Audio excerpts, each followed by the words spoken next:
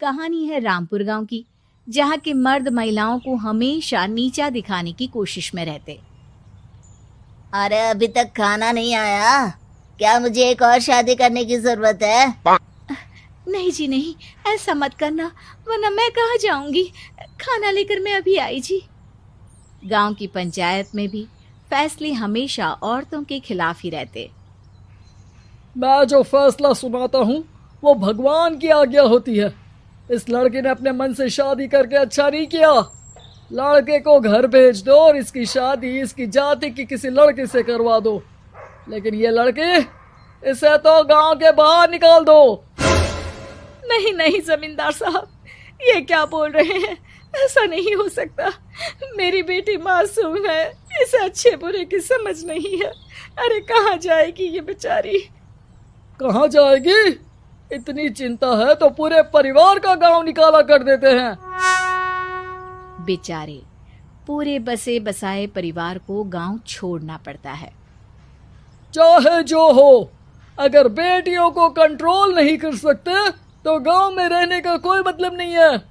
यहाँ औरतों को दब कर रहना होगा। कोई भी अपने हिसाब से कुछ नहीं कर सकता, सब ईश्वर की मर्जी से ही होगा। तभी गांव का एक आदमी दौड़ा दौड़ा आता है। सरपंच साहब, जमींदार साहब, वो कालिया है ना, उसकी बेटी पढ़ने के लिए शहर जा रही है। अच्छा, ये कब हो गया?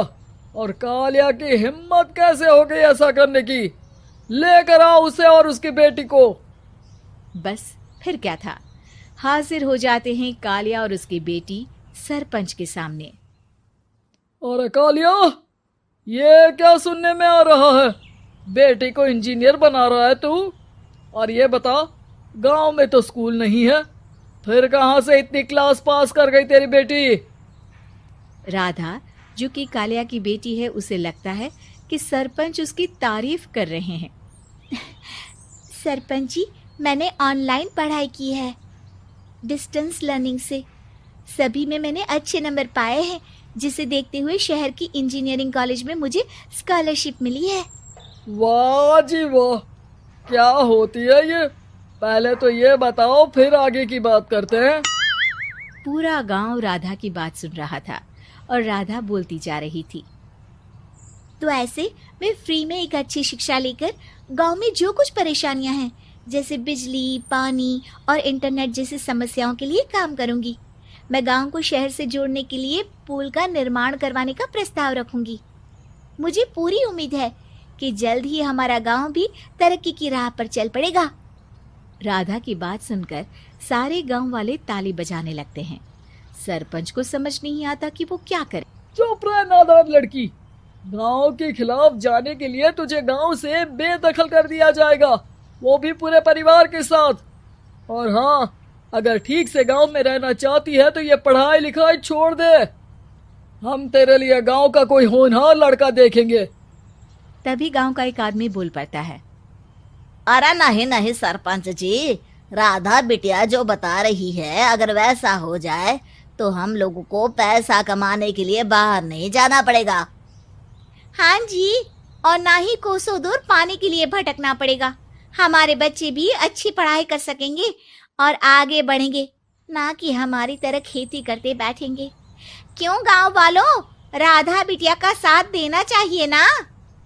सरपंच देखता है कि गांव राधा के साथ है तो वो चुप हो जाता है। वो घर आकर अपने सलाहकार से बात करता है, जो बहुत ही चालाक किस्म का इंसान होता है। अरे सरपंच साहब, आपको बहुत ही होशियारी से काम लेना पड़ेगा। एक बार गांव तरक्की कर गया, यहाँ के बालक पढ़ लिए तो कोई ना पूछेगा आपको। और फिर ये जो बेटा और बेटी है ना आपके, इनको भी आम लोगों की तरह ही जीवन जीना होगा।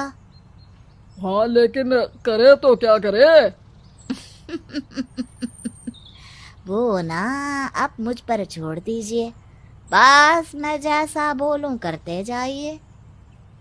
अगले रोज सुबह जब गांव वाले सोकर उठते हैं तो राधा के घर के बाहर और साथ ही वो लोग जिन्होंने राधा का सपोर्ट किया था, उनके घर के आगे लाल रंग से कल आऊंगी लिखा होता है। कल आऊंगी, यह क्या होता है? अरे यह तो खून से लिखा है, लगता है कोई भूत प्रेत या चुड़ैल का साया है। चलो सरपंच जी के पास चलते हैं। सभी सरपंच के पास जाकर उसे सारी बात बताते हैं। अरे ये तो बड़ी मुश्किल की बात है।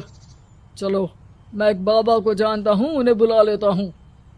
सरपंच बाबा को लेकर गांव के घर के बाहर जाता है।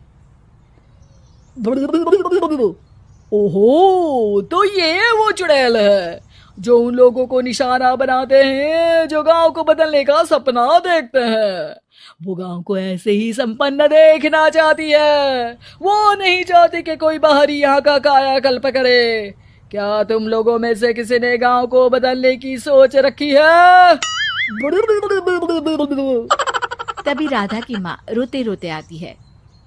मेरी राधा घर से गायब हो गई है।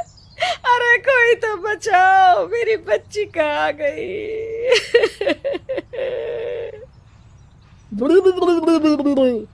ले गई वो चुड़ैल, तेरी बच्ची को ले गई।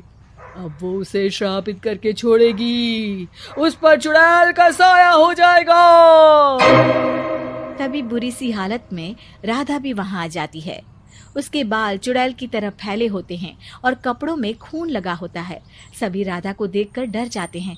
माँ, पता नहीं मुझे कौन उठा कर ले गया था। अरे दूर दूर हो जा चुड़ैल, अब हम लोग इस गांव में नहीं रुकेंगे। अरे कैसे बातें कर रहे हैं आप?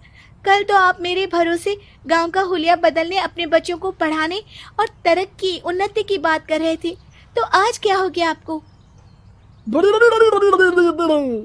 ये फिर तुम लोगों को बहकाएगी।